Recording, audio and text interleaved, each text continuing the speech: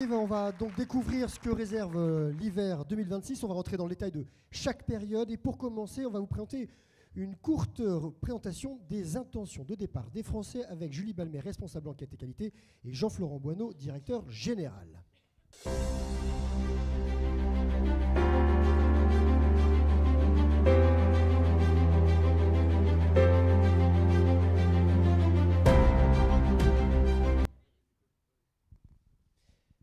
Alors, avant de parler, on va parler un tout petit peu de méthodologie. Bonjour à tous les deux. Bonjour. Avant de vous révéler les résultats tant attendus de l'enquête G2A, un petit rappel, il s'agit d'une étude spécialement conçue pour vous, professionnels du tourisme. 2 panels représentatifs ont été interrogés. Un premier de 1000 Français et un deuxième de 500 Français habitués à partir à la montagne en hiver. Ces panels sont activés chaque année à la même période, autour de mi-septembre depuis 5 ans, afin de garantir la fiabilité et la pertinence des résultats et surtout le suivi des évolutions des tendances de marché. Donc ces données sont toutes chaudes. C'est à vous, Julie.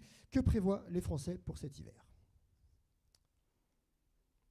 Donc voici à date, en tout cas au mois de septembre, les projections des Français pour l'hiver à venir.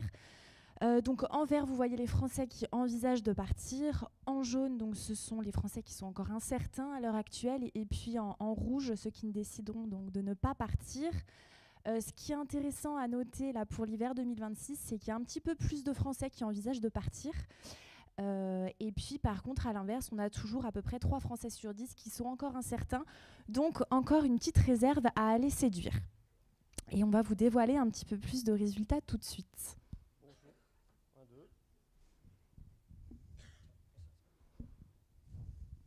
Bonjour à tous, donc avec le micro qui marche ça va beaucoup mieux.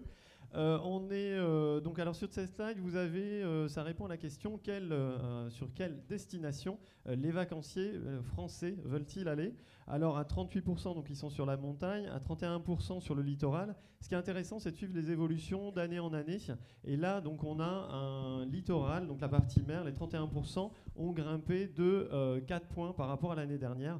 Donc ça, c'est des tendances qui sont assez intéressantes à suivre. Alors c'est pas des chiffres qui sont très importants, mais par contre, il y a une tendance où le schéma, l'été à la mer, l'hiver à la montagne, est en train finalement de décomposer un peu. On a quand même on a une certaine tendance de clients qui veulent vivre des vacances différentes suivant les saisons.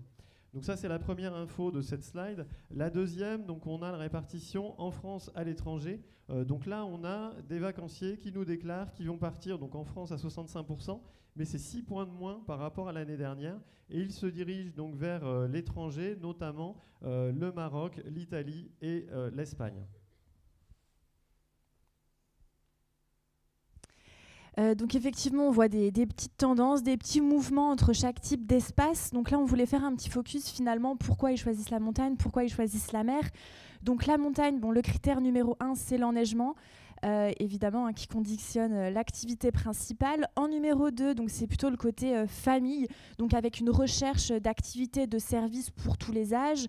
Et puis le côté nature aussi, avec voilà, les paysages assez préservés. Et puis pour la mer, donc là, ils sont plutôt à la recherche de soleil, globalement, pour voilà, rechercher un climat un peu plus doux. Une zone géographique précise, donc ça, c'est notamment pour les départs à l'étranger, où ils vont chercher plutôt du prix. Et puis en 3e position, c'est plutôt le côté nouvelle découverte, voilà, explorer un peu de nouveaux horizons, notamment, voilà, comme Jean-Florent l'a dit juste avant, c'est plutôt, voilà, on voit d'habitude plutôt la montagne l'hiver, la mer l'été, et là on voit quelques tendances, donc effectivement, aller voir la mer l'hiver, ça change un petit peu, et comme on a pu voir l'été dernier, où c'était un petit peu plus la montagne qui était présente sur l'été. Alors les freins au départ, donc pour les incertains, donc là on est toujours sur la partie, sur l'ensemble des destinations. On a donc les 2 premiers items qui sont intéressants à suivre. Là sur cette slide, on a donc ma situation financière en général et une baisse de mon pouvoir d'achat. Si on cumule les deux, ça fait 72% Donc on est sur quelque chose qui est c'est assez haut, en tout cas au niveau de ces 2 items, donc tous les items économiques. C'est un vrai frein en départ. Par contre, on est quand même en baisse, pour donner un peu de positif à ça, on est quand même en baisse par rapport à l'année dernière et à l'année d'avant. Donc sur l'hiver 24, on était à 88% sur ces 2 items, et sur l'hiver 25, on était à 80%. Donc là, finalement, à 72%, il y a une évolution qui est plutôt positive. Et sur les incertains, donc juste dernière chose, on a 3 mois là pour conquérir ces incertains, puisqu'ils vont se décider avant le 31 décembre de cette année. Et ça, bon, c'est dans leur déclaration, c'est vraiment là où on va avoir 70% des incertains qui vont choisir un séjour pour l'hiver. Ils seront plus que 30 sur 2026. Et une petite question également sur le niveau d'inquiétude des Français en raison de leur pouvoir d'achat. Donc on a quand même 3/4 des Français qui se disent préoccupés par leur pouvoir d'achat. Donc là, on est plutôt sur un niveau assez stable maintenant depuis 2 ans. On voit effectivement que les années Covid, ce niveau d'inquiétude avait été un petit peu plus élevé en 2020, 2021, 2022. Et puis là, cette année, au regard du contexte français, on avait souhaité poser une question un peu plus précise par rapport à l'instabilité politique en France. Et effectivement, il y a 53% des Français qui nous ont dit qu'ils étaient prudents quant à leur projet vacances au regard de ce contexte en France aujourd'hui. Donc ça, ces données sont vraiment toutes chaudes, hein, puisque l'enquête a été réalisée mi-septembre. Donc voilà, ce sont vraiment des résultats actuels. Et quand ils disent que voilà, ils sont plutôt prudents, c'est notamment en raison de leur budget, mais on voit aussi un peu plus de départs vers l'étranger aussi. Là, on parle toujours des Français de manière générale. Et puis aussi, il y en a qui peuvent décaler leurs vacances également. Un zoom sur ces Français qui partent habituellement. On va voir avec un micro qui marche mieux. Regarde celui-là, on va se débrouiller. Il y a un zoom avec les Français qui partent à la montagne. Alors, sur ces Français qui partent habituellement à la montagne, donc là, on réduit le panel sur les slides qui arrivent. On a 6 Français sur 10 donc, qui envisagent de revenir à la montagne. Donc ça, c'est plutôt une bonne nouvelle. Et ensuite, donc, on retrouve nos 3 Français sur 10 qui restent incertains et 1 Français sur 10 qui a déjà décidé de ne pas partir. Donc ça, c'est des chiffres qui sont à peu près équivalents à ce qu'on avait pu constater l'année dernière. On n'a pas d'évolution majeure par rapport à ça. Et donc, parmi ces Français qui sont habitués à la montagne, rassurez-vous, tout va bien. Ils envisagent toujours en grande majorité de partir à la montagne pour 92% d'entre eux. Donc, tous les voyants sont au vert à ce niveau-là.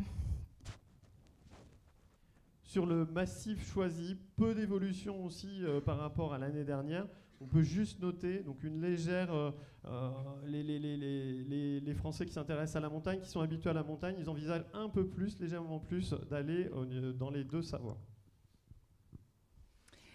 Ensuite, le top 3 des activités envisagées pour donc, ces Français qui sont habitués à la montagne et qui vont partir à la montagne cet hiver. Donc, en numéro 1, le ski, indétrônable, toujours largement en tête. En numéro 2, les balades, randonnées à pied, donc voilà, qui montrent un petit peu l'envie de nature et là qui sont en progression par rapport à l'année dernière. Et puis en numéro 3, voilà, le côté se retrouver en famille, pour la dimension conviviale, familiale. Alors on retourne sur un aspect économique, le budget vacances. Sur ce panel habitué à la montagne, on est à 80% de stabilité. Donc finalement, et c'est ça qui est assez représentatif, on est à 80% de stabilité. C'est le chiffre qui augmente par rapport à l'année dernière, puisqu'on était à 73%. Les stables représentaient 73% en N-1 et 80% donc, cette année. Par rapport au budget vacances, donc là vous retrouverez dans l'étude complète que vous aurez en ligne là aujourd'hui, vous allez pouvoir retrouver donc, toute la partie restauration, où on a toujours un arbitrage qui est fait sur la partie restauration, mais par contre vous verrez que c'est dans une moindre mesure par rapport à l'année dernière, donc là aussi les choses s'améliorent un peu. Voilà, merci beaucoup pour ces informations.